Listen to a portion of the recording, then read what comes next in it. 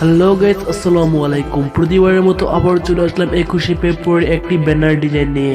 আর আপনি চাইলে এটাকে আপনার ইউটিউব চ্যানেলে ব্যবহার করতে পারবেন। আর এই পিএলসিটিকে ডাউনলোড করতে হলে অবশ্যই আমার ভিডিওতে 4 সংখ্যার 4টা পাসওয়ার্ড দেওয়া থাকবে। আর সেই পাসওয়ার্ডগুলো আপনাকে সংগ্রহ করতে হবে। সংগ্রহ করার পর ডিসক্রিপশন বক্সে পিএলপি নামে একটা লিঙ্ক থাকবে, সেখানে ক্লিক করে পিএলপি ফাইলটিকে ডাউনলোড করে নেবেন। আর এই পিএলপি ফাইলটিকে ওপেন করতে হলে পিক্সেলল্যাব নামে একটি অ্যাপ্লিকেশন লাগবে। আর এই অ্যাপ্লিকেশনটি আপনি প্লে স্টোর থেকে ডাউনলোড করে ওপেন করে নেবেন।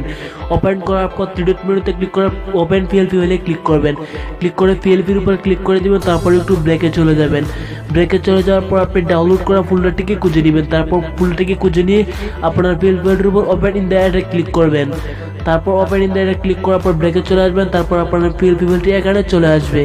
আর পিএলপি ফাইলটি চলে আসার পর ছবিটার উপর ধরে ডিলিট অপশনে ক্লিক করে ওকেতে ক্লিক করে দিবেন। তারপর এখানে নামটার উপর 3-4 বার ক্লিক করবেন। ক্লিক করার পর আপনি এই নামটাকে ডিলিট করে আপনি আপনার নামটা লিখে দিবেন। তারপর লেখার পর ওকেতে ক্লিক করে দিবেন। তারপর ওকেতে ক্লিক করে দিলে আপনার নামটা সাইজ মতো আপনি বসিয়ে নেবেন। তারপর বসানোর পরে প্লাস আইকনে ক্লিক করে ফ্রম গ্যালারিতে ক্লিক করবেন। তারপর আপনার গ্যালারিতে যত ছবি থাকবে সেগুলো এখানে সবগুলো শো করবে। তারপর আপনি একটা ছবিকে এখানে টিক মার্ক করে দিবেন। ছবিটার উপর হালকা করে ট্যাপ করে দিবেন। তারপর টিক মার্ক করে দিবেন। তারপর ছবিটাকে সাইজ মতো বসিয়ে সাদা যে আইকনটাতে সেখানে ছবি ধরে ছবিটাকে ছোটো করে নেবেন।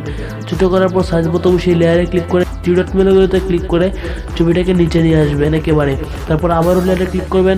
তারপর ছবিটা অ্যাড হয়ে যাবে। তারপর এই যে প্লাস আইকনের সাথে যে একটা আইকন আছে সেখানে ক্লিক করে সেভ এস ইমেজে ক্লিক করে সেভ টু গ্যালারিতে ক্লিক করে দিবেন। তাহলে ওই ছবিটা সেভ হয়ে যাবে। তো গাইস, এতক্ষণ ভিডিওটা দেখার জন্য আপনাকে অসংখ্য ধন্যবাদ।